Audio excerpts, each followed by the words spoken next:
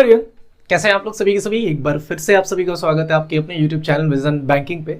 इस सेशन में आप सभी के साथ डिस्कस करेंगे दो टॉपिक्स पे। पहला आईपीएस पीओ प्रीलिम्स रिजल्ट 2024 और फिर SBI PO SBI clerk notification 2024 के बारे में। सबसे पहले आईपीएस पीओ 2024 के रिजल्ट के बारे में बात कर लेते हैं। बहुत सारे स्टूडेंट वेट कर, इवन मैं भी वेट कर रहा हूँ उसका कि कैसे कितनी जल्दी आ जाए, क्योंकि 30 नवंबर को हमारा मेन शेड्यूल्ड है। तो हम चाहते हैं कि भैया कम से कम 10 दिन पहले 12 दिन पहले हमारा रिजल्ट आ जाता। जनरली आ जाता था पहले, लेकिन अगर आप 2024 की नोटिफिकेशंस को वेट को थोड़ा सा एनालाइज करोगे ना, तो आरआरबी पीओ आपका 29 सितंबर को मेंस था, 22 या 23 को आपका रिजल्ट आया था। आरआरबी क्लर्क मेंस आपका 5 या 6 अक्टूबर को था, 27 को शायद उसका रिजल्ट आया था, 27 को ही आया था, करेक्ट। नेक्स्ट आप आईपीएस क्लर्क 13 अक्टूबर का मेंस था, 5 को या 6 को आपको 5 को आया था आपका रिजल्ट आया था, 4 या 5 को, है ना। तो इस बार जनरली आईपीएस ने क्या करा, 7 से 8 दिन मैक्सिमम 9 दिन का टाइम आपको दिया है।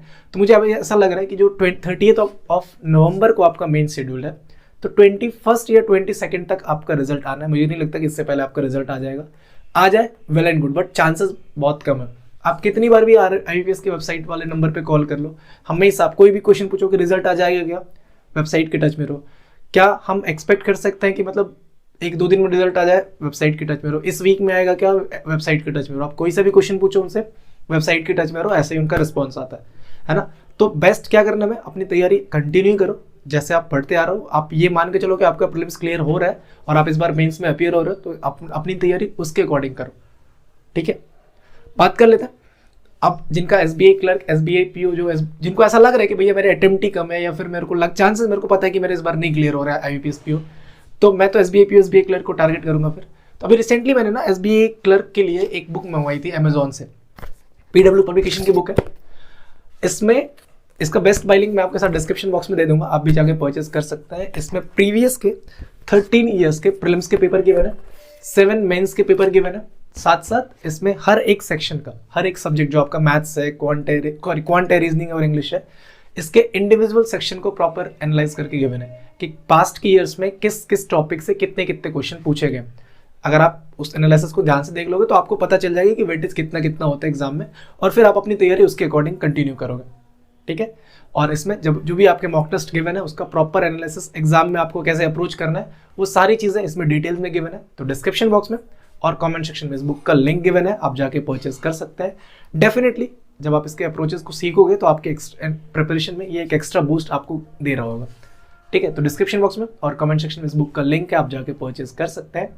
अब बात रही SBI PO SBI clerk notification. एक ऐसा टाइम था, मतलब अक्टूबर में वैसे मैंने देखने सुनने को मिल रहा था कि नवंबर फर्स्ट वीक तक आपको नोटिफिकेशन मिल जाएगा एसबीआई पीओ का, अभी तक नहीं आया। देखो SBI PO SBI clerk unexpected vacancies होती हैं कि कब, इसका कोई फिक्स डेट नहीं होता कब वैकेंसीज लेके आ जाए। जैसे आईपीएस के हमारे पास क्या होता है, कैलेंडर आ जाता है। बट एक चीज श्योर है कि जिस दिन आपका नोटिफिकेशन आया उसके 60 से 70 दिन के अंदर अंदर इनका प्रीलिम्स और मेंस आपका ओवर हो चुका रहेगा। मैक्सिमम बोल रहा हूँ 70 से 75 दिन, इससे ज़्यादा नहीं लेते। तो अगर आप ये मान के चलो कि जनवरी तक आपका तो पेपर होना ही होना है, फरवरी में आपका मेंस भी कंप्लीट हो जाएगा। तो अभी से ना करंट अफेयर्स को, क्वांटिटेटिव एप्टीट्यूड को, इंग्लिश को, हर एक सब्जेक्ट को प्रॉपर टाइम देके अभी से कर लोगे तो कम टाइम देके भी निकल जाएगा। बाद में जब नोटिफिकेशन के बाद आप प्रिपेयर करना शुरू करोगे, इट विल डिफिकल्ट कि आप प्रीलिम्स क्लियर कर पाओ या मेंस क्लियर कर पाओ, ठीक है। अभी से चीजों को बाइफरकेट करना शुरू कर दो। 4 महीने 5 महीने हमने क्या देखा जनरली कि 4-5 महीने का करंट अफेयर्स हमारा आ रहा है, तो हमें 4-5 महीने अगर मैं जनवरी फरवरी काउंट करूँ तो अक्टूबर नवंबर दिसंबर जनवरी फरवरी 5 महीने तो यहाँ से शुरू हो रहे हैं। अक्टूबर अगर आपका निकल भी गया, अगर आपने नहीं भी पढ़ा, तो अभी नवंबर से अगर डेली बेसिस पे कंटिन्यू करोगे तो लास्ट के 30-40 दिन जो आपका पीछे का रह रहा है अक्टूबर और नवंबर का, वो उसको बैकअप कर सकते हो। एक बात देखो, मैं आप जिस भी एजुकेटर से पढ़ रहे हो, हर एक एजुकेटर सही है, मैं ये नहीं बोलता, बट बहुत सारे बच्चे बोलते हैं भैया आपने किससे पढ़ा। मैंने कपिल काठपाल सर से पढ़ा है, और ट्रस्ट मी अगर आपने कपिल काठपाल सर की करंट अफेयर्स की डेली क्लासेस देखी है ना, कितना भी डिफिकल्ट आ जाए पेपर, कितना भी ईजी पेपर आ जाए, चाहे वो डिफिकल्ट सेक्शन में चले जाए चाहे वो इजी सेक्शन में चले जाए, आप अदर स्टूडेंट से मैक्सिमम 5 नंबर ज्यादा स्कोर करके आ रहे होगे, ठीक है।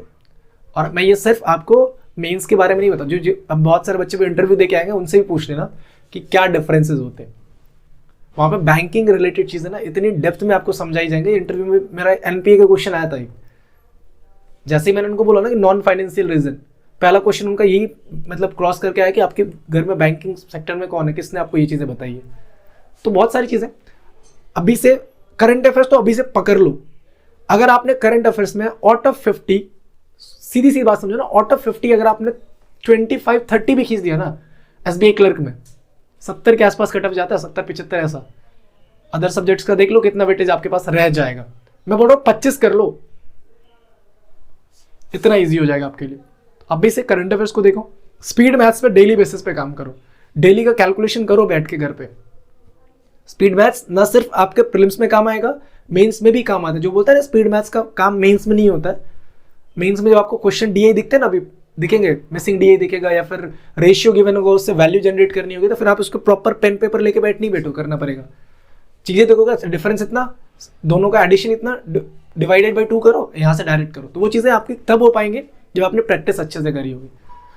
रीजनिंग में वही चीज है, आप अपनी पजल पे थोड़ा सा काम ज्यादा करो, बट पजल को इतना ज्यादा वेटेज मत दे दो, इतना टाइम मत दे दो कि आप अदर जो आपके पजल के अलावा चीजें उसको ना पढ़ रहे हो। एग्जाम में पजल के अलावा भी बना के आप क्लियर कर सकते हो। इस बार आपने देखा था ना एसबीआई आईबीपीएस क्लर्क का था, कितने पजल हिल रहे थे आपसे, लेकिन और चीजें बन रही थी। सेम आपने देखा था आरआरबी पीओ वाले में भी पजल नहीं बन रहा था, बट और अदर चीजों करके लोग बच्चे स्कोर कर पा रहे थे, 17, 18, 19 बन पा रहे थे। तो ऐसा नहीं है कि जो मिथ है कि डीआई पढ़ो, यही पढ़ो, अर्थमेटिक ही पढ़ो, यही पढ़ो, नहीं, आपको पढ़ना सब कुछ पड़ेगा जहां पे आपको लग रहा है। जैसे पजल है, ऐसा नहीं कि आपको पजल आप कितना भी श्योर 100% आप कर के आते हो ना, हो सकता है कि आप एग्जाम में फंस जाओगे। तो ऐसा नहीं कि सिर्फ और सिर्फ पजल पे डिपेंडेंट हो, एक चीज पे डिपेंडेंट मत हो, हर एक चीज को एवरेज लेके चलो। आपको नहीं पता एग्जामिनेशन कैसा पेपर सेट कर रहा है। आईपीएस क्लर्क में क्या हुआ था, रीजनिंग ने मतलब इतना गंदा कंडीशन कर दिया था सबका, उसके बाद इंग्लिश जीके ओपन हो गया, करंट अफेयर्स, उसके बाद इंग्लिश, मतलब ऑलमोस्ट लेवल ऐसा आ गया था कि भैया डिमोरलाइज हो गए, मेरे तो अटेम्प्ट ही कम है। लेकिन एट द एंड जब मैथ्स का पेपर खुला, क्वांट का पेपर खुला, 30, 31, 32, 33 इस लेवल पे अटेम्प्ट आ रहे थे। तो कहीं ना कहीं उसने आपकी मेंटली, उसने पहले आपको क्या किया, एग्जॉस्ट कर दिया कि भैया तुम थक जाओ, अच्छे से थक जाओ, और बाद में मैं इजी वाला पेपर तुमको सेट करके दे रहा हूँ, बनाओ अब इसको। तो अपनी प्रिपरेशन एवरेज लेके चलो, ये नहीं कि मैं किसी भी सब्जेक्ट में एक्सेल मार रहा हूँ, क्या पता आप जो सब्जेक्ट में एक्सेल मार रहे हो वही सब्जेक्ट डिफिकल्ट आएगा और वहीं पे गिरोगे आप, और सब्जेक्ट को तो आपने इग्नोर ही कर दिया था। ठीक है, तो अभी से तैयारी एवरेज पे करो। मैं एक बार एक वीडियो लेके आऊंगा इस पे, मैं अपना स्कोर कार्ड शो कर रहा हूँ आपको एसबीआई वगैरह का, तो अभी 1-2-3 दिन में आपको वो चीज़ वीडियो दिख जाएगी।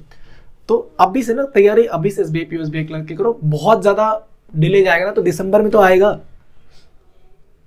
ठीक है, तो आप लेकिन उतना जितना लेट जा रहा है ना, आप उतना ज़्यादा प्रिपेयर हो रहे हो उस एग्जाम के लिए, ये चीज़ समय से ध्यान से रखो। दिसंबर तक एनीहाउ आ जाएगा आपका एसबीआई पीओ का भी और एसबीआई क्लर्क का भी। और ये मत समझना कि वीकडेज में इसके एग्जाम नहीं होते, 1, 2, 3, 4 लास्ट 2021 या 22 का अगर आपको याद होगा तो 2, 3, 4, 5 जनवरी को आपका प्रीलिम्स का पेपर हुआ था, 2, 3, 4, 5, और 29 या 30 को आपका एसबीआई पीओ मेंस का पेपर था। मतलब 4 को कंप्लीट हुआ पेपर आपका, 5 को, और 25 दिन के बाद आपका मेंस का पेपर था, बुला लिया उन्होंने क्या जो देने।